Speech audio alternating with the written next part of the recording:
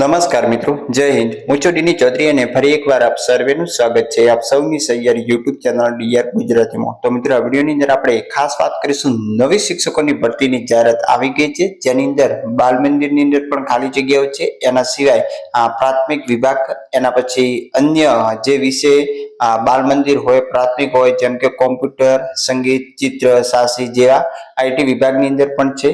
પ્રાથમિક ધોરણ 1 થી 2 ની અંદર છે, 3 થી 5 માં છે, 6 થી 8 ની અંદર પણ છે.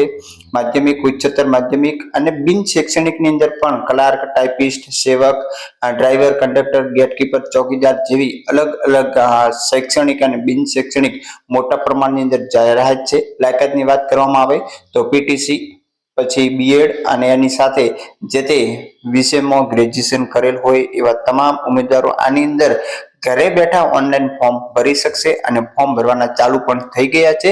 તો વિગતવાર ફોર્મ કેવી રીતે ભરવું એની સંપૂર્ણ માહિતી આ વિડીયોની અંદર આપીશું, તો વિડીયો છેલ્લે સુધી જોતા રહેજો. આ જાહેરાત તમને આપણા ટેલિગ્રામમાં પણ મળી જશે અને ચેનલ પર નવા હો તો સબસ્ક્રાઇબ કરી બેલ આઇકન પ્રેસ કરી દો, એટલે નવી જાહેરાત મળતી રહેશે. તો ચાલો વિડીયો શરૂ કરીએ.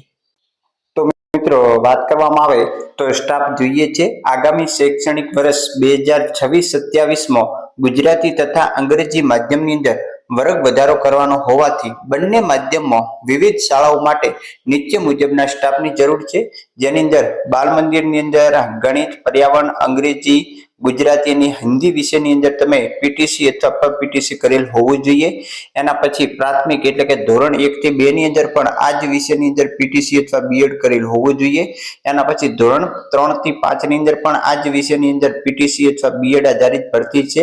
એના પછી ધોરણ 6 થી 8 ની તમામ વિષય ગણિત, વિજ્ઞાન છે, ગુજરાતી, અંગ્રેજી, સંસ્કૃત, સામાજિક, હિન્દી જેની અંદર તમે બીએડ કરેલ હોવું જોઈએ.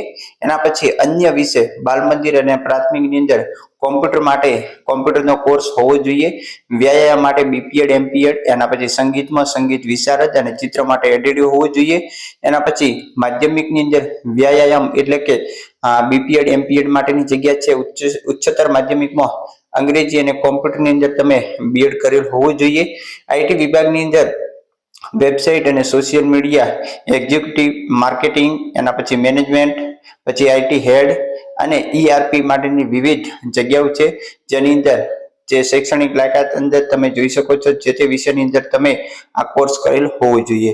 એના પછી બિન શૈક્ષણિકની અંદર ક્લાર્ક માટે બીકોમ, બીસીએ, પીજીડીસીએ, ટાઈપિસ્ટ માટે ગુજરાતી, અંગ્રેજી ટાઈપના જાણકાર, પછી સેવિકા છે, ડ્રાઈવર છે, કંડક્ટર, ગેટકીપર, ચોકીદાર એની અંદર પણ તમને અનુભવ હોય તો તમે ફોર્મ ભરી શકો છો.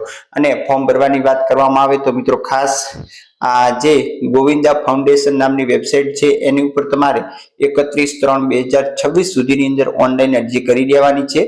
ઉમેદવારો બંને માધ્યમની અંદર તમારે અલગ અલગ અરજી કરવાની રહેશે. ઉમેદવારો એક જ માધ્યમમાં અલગ અલગ વિષય માટે પણ અલગ અલગ અરજી કરવાની રહેશે. અને ઉમેદવારોને લેખિત પરીક્ષા અને પર્સનલ ઇન્ટરવ્યુ માટે વોટ્સઅપ દ્વારા જાણ કરવામાં આવે. Managing trustee Shri Ramchandrabhai S Govinda. તો આ મોટા પ્રમાણની અંદર જાહેરાત છે. માતૃશ્રી SS ગોવિંદા ફાઉન્ડેશન પાલનપુર સંચાલિત શ્રી રામ વિદ્યાલયની અંદર આ જગ્યાઓ છે. એમની 2 શાખા છે, ડેરી રોડ શાખા અને હાઈવે શાખા. તો એના ફોર્મ ભરવાની પણ પ્રક્રિયા શરૂ થઈ ગઈ છે. ફોર્મ કેવી રીતે ભરવું એની પણ તમને થોડીક માહિતી આપી દઉં. તો મિત્રો, આ ફોર્મ ભરવાની પ્રક્રિયા બહુ સરળ છે. અહીંયા સૌથી પહેલા તમારે ગોવિંદા ફાઉન્ડેશન એવું લખશો એટલે માતૃશ્રી SS ગોવિંદા ફાઉન્ડેશન પાલનપુર નામની અહીંયા જોઈ શકો છો વેબસાઇટ ઓપન થઈ જશે. એની ઉપર તમારે ક્લિક કરી દેવાનું છે. જેવું તમે એની ઉપર ક્લિક કરશો એટલે અહીંયા એડમિશન રિક્વાયરમેન્ટ 26-27 નું પેજ આવશે. એની અંદર જોઈ શકો છો અત્યારે એડમિશનની પ્રક્રિયા પણ ચાલુ છે. ધોરણ 11 સાયન્સ, ધોરણ 11 કોમર્સ.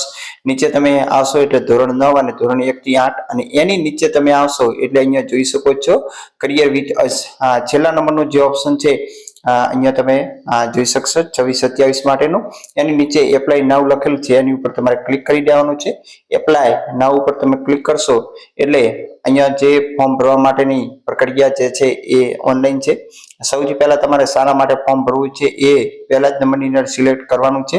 તો સિલેક્ટ લખેલ છે એના ઉપર તમે ક્લિક કરશો એટલે ઓપ્શન આવશે ટીચર, ક્લાર્ક, ટાઈપિસ્ટ જેવી અલગ અલગ જે પોસ્ટ માટે જગ્યાઓ છે એ તમામ પોસ્ટનો અહીંયા ઓપ્શન છે. જો તમારે ટીચર માટે ભરવું હોય, શિક્ષક માટે, કરી દેવાનું અહીંયા ક્લિક. પછી મીડિયમ, કયા મીડિયમની અંદર, કારણ કે એમને ગુજરાતી અને ઇંગ્લિશ બંને માટેની જગ્યાઓ છે. તો જો તમારે બંનેમાં ભરવું હોય તો અલગ અલગ ટિક કરવાનું. અહીંયા ગુજરાતી માટે ભરવું હોય તો પછી નીચે તમારે ડિપાર્ટમેન્ટ સિલેક્ટ કરવાનો છે. ડિપાર્ટમેન્ટ એટલે કે પર પ્રાઇમરી છે, પ્રાઇમરી 3 થી 5, 6 થી 8, સેકન્ડરી ને હાયર સેકન્ડરી. તો જેમાં તમારે ભરવું હોય એની ઉપર તમારે ક્લિક કરી દેવાનું છે. નીચે આવશે એટલે અહીંયા વિષય પૂછશે, તમારે કયા વિષય માટે ભરવું છે એ પણ સિલેક્ટ કરી દેવાનું. પછી નીચે અહીંયા કેન્ડિડેટ ફૂલ નામ, અહીંયા તમારું પૂરેપૂરું નામ લખી દેવાનું છે, તમારું અટક પિતાના નામ સાથે. અહીંયા તમારું ક્વોલિફિકેશન હોય એ લખી દેવાનું છે. જેમ કે સાયન્સ કરેલ હોય તો BSc, BEd, MSc જે પણ હોય. અહીંયા તમારું પૂરેપૂરું એડ્રેસ ભરી દેવાનું છે. અહીંયા તમારા WhatsApp નંબર લખવાના છે, જેની ઉપર તમારે મેસેજ આવશે ઇન્ટરવ્યુ અને લેખિત પરીક્ષાનો. અહીંયા બીજો મોબાઈલ નંબર પણ આપવાનો છે. એની નીચે તમારે ઈમેલ આઈડી આપવાની છે. ઈમેલ આઈડી ની નીચે અહીંયા તમારે જન્મ તારીખ સિલેક્ટ કરી દેવાની છે. અહીંયા તમારો જે અનુભવ હોય, અહીંયા છેલ્લે જે સેલેરી તમને મળતી હોય લખવાનું છે. અન્ય કોઈ સ્કિલ હોય, અન્ય કોઈ માહિતી હોય તો અહીંયા ભરી દેવાનું. અહીંયા તમારું રિઝ્યુમ CV અપલોડ કરી દેવાનું છે અને પછી નીચે સબમિટ નો બટન છે એની ઉપર ક્લિક કરી દેવાની એટલે તમારી અરજી સક્સેસફુલ થઈ જશે.